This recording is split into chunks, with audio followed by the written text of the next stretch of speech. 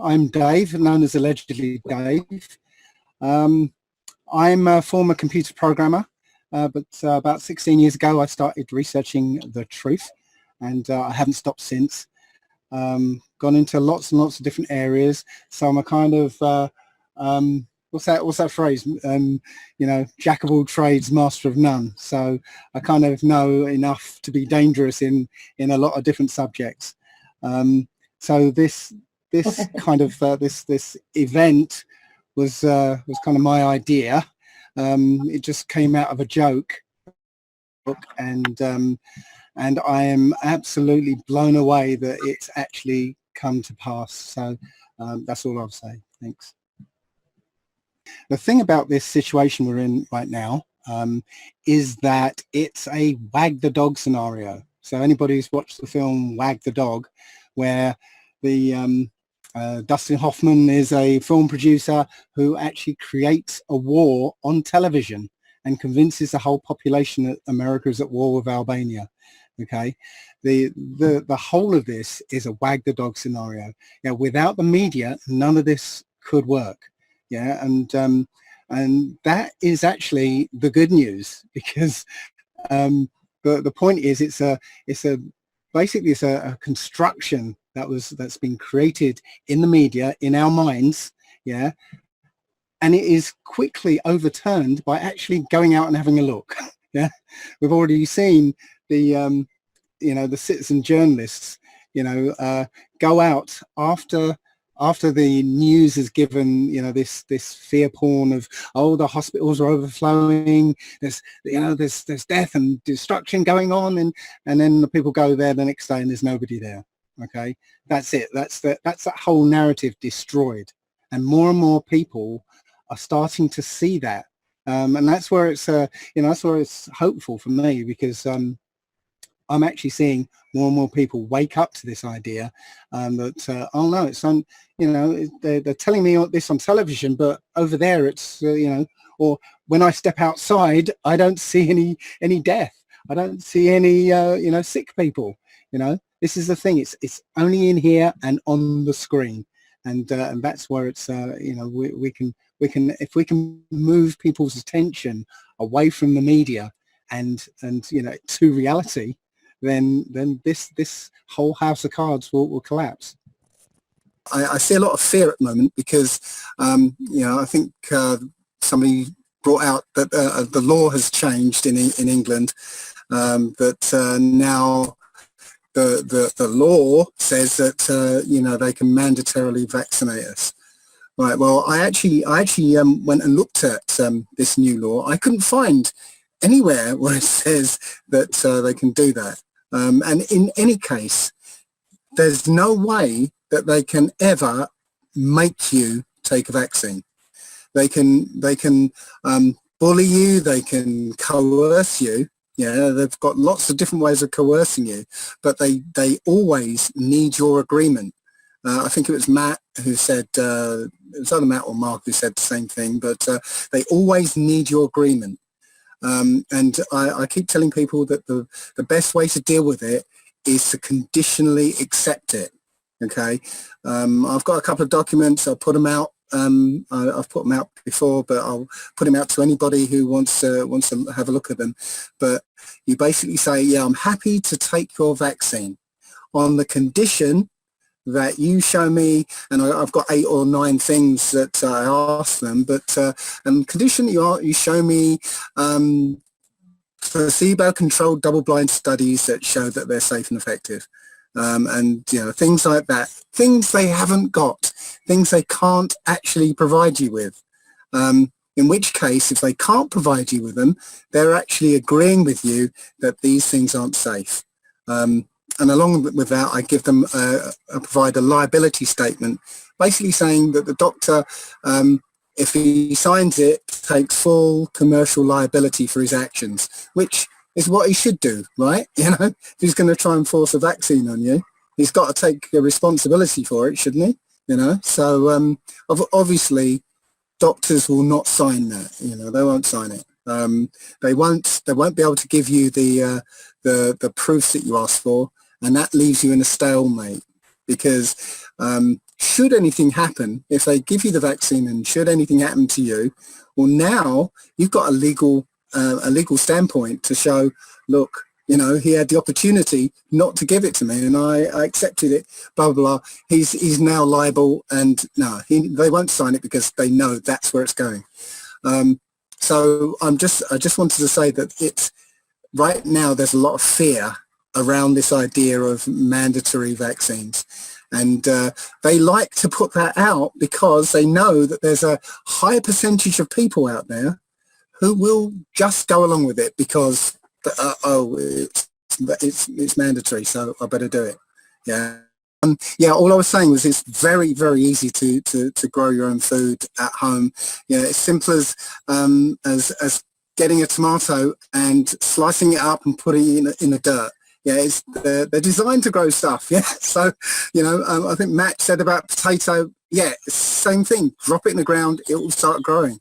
You get a lettuce. When you buy a lettuce, okay, just trim off the bottom, put it in water. It will continue to grow. You know, if you grab a few of them, you never need to go out and buy lettuce again. Yeah. The point about this is, I recently came back from St. Lucia, and one of the things you see there is people will grow things in their garden and then put a table up outside their front door, and you know they sell it. And most people don't go to supermarkets. They literally just go around their neighborhood and just buy from their neighbors. Yeah, this is what I think we're going towards. If this really comes off, then we're going to go to a kind of black market economy that's running in parallel to this you know, technocratic one. So that's all I wanted to say about that bit. Right. Well, I was also going to you know, work on a clothing line like Matt, but I might as well just say a few things you can actually do. One of the ideas I had was a shirt. Okay, knowing that their facial recognition systems basically look out for, you know, two dark areas around here, a slightly dark area here, and another dark area here, right? You can literally have a shirt that looks kind of like one of those urban camo shirts, yeah, but literally have lots of these, you know, patterns that look like dark areas here in the right places, so that the facial recognition system will get a barrage of faces and yours among them. Yeah, so there'll be lots of false positives. Yeah, and yours will be among these false positives. They won't be able to pick you out of the crowd. There's others where you can buy up some infrared LEDs, okay, and put them in a baseball, the front of the baseball cap, or on a pair of glasses. Yeah, so that these facial recognition systems, all they'll see is like bright light. You know, normal people won't see them because it's infrared, but these cameras will pick them up. Okay, so literally it'll literally mask your face without looking like you're masking your face. You can also make clothes which have mylar, a lining of mylar, just like you know, Matt's hat there. Yeah, this lining of mylar, and have it earthed at the bottom.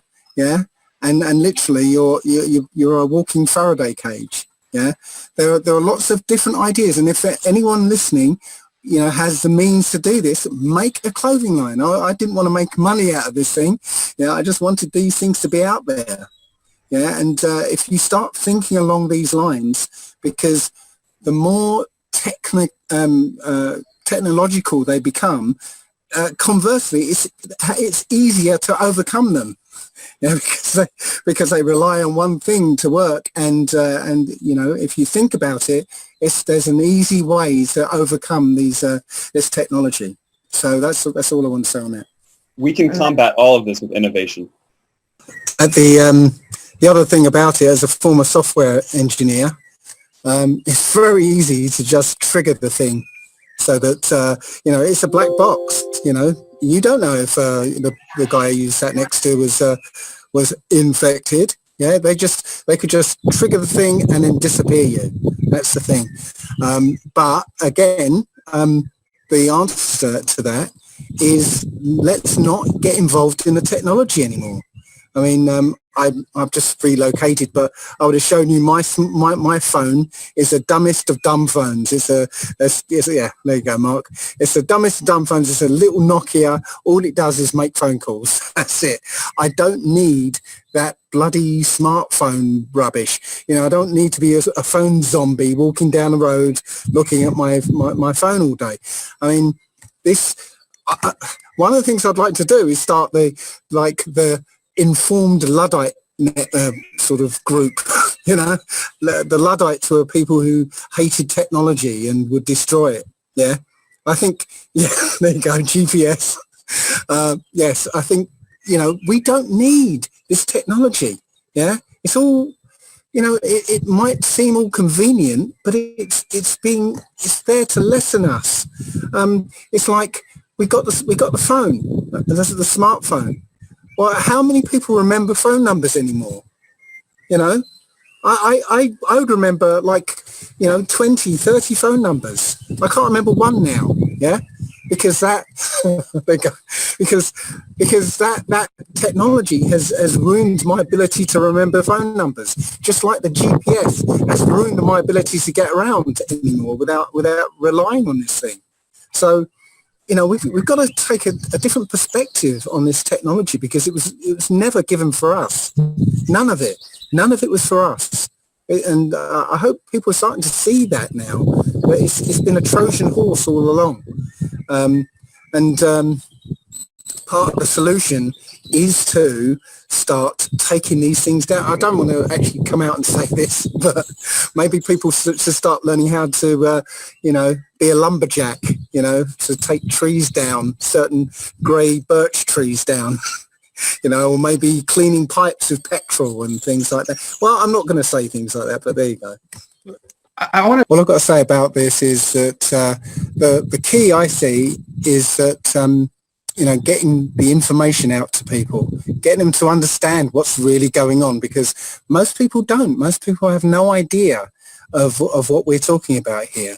Yeah, but as soon as they start to understand, you know, many of them will want to get involved and want to do something about this. And the key to this is small acts of defiance. Yeah, small acts of defiance. Go outside. Simple as that. You know, show other people that, you know, the world isn't going to end when you go outside. You know, the world isn't going to end if you go to the beach or something. Yeah. Small acts of defiance, and then later on, I think, you know, larger acts of defiance are going to become in order. But I don't want to say too much because we've still got a lot to go.